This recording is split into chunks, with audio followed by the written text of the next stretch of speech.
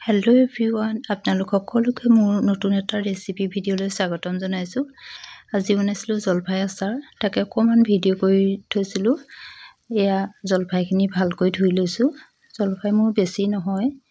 এতিয়া প্ৰথমতে অলপ জ্বলা আচাৰ বনাম, মিঠা আচাৰো বনাব লাগিব। এইখিনি ভালকৈ ধুই ল'লোঁ। প্ৰায় 5 মিনিটমান বইল কৰি ল'লোঁ। একেবাৰে সিজাই দিয়া নাই আৰু। এইখিনি টুকি ৰাখি সম্পূৰ্ণ এটা দিন ৰ'দত দি লৈছোঁ। এইটো জলফাই মোৰ যিহেতু বেছি নহয়, সেইবাবে মই মছলাও কমকৈ ব্যৱহাৰ কৰিছোঁ। ইফালে গোটা ধনিয়া, জিৰা, কালজিৰা অকণমান সময়ৰ বাবে গৰম কৰি মই খুন্দনাতে পিচি লৈছোঁ। মিক্সিত পিছা নাই, অকণমান খহটা হৈ থাকিলে খাই ভাল লাগে মছলাখিনি। ইফালে তেল দিছোঁ 1 কাপ।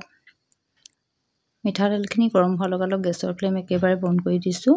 ইয়াতে এতিয়া জলফাইখিনি দি অলপ সময় লৰাই ইয়াতে দিছোঁ কাশ্মীৰী ৰেড চিলি, গুড়ি কৰি থোৱা মছলাখিনি, জোখমতে নিমখ।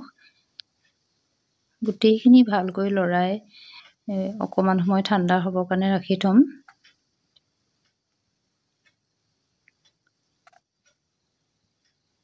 এই আমাৰ জলফাই আচাৰ ৰেডি হৈ গ'ল। এইখিনি মই এতিয়া 3 দিনমানৰ বাবে ৰ'দত দিম। তাৰপিছত এটা কাঁচৰ বৈয়ামত ভৰাই থ'ম। ভিডিঅ'টো শেষলৈকে চোৱাৰ বাবে অশেষ ধন্যবাদ।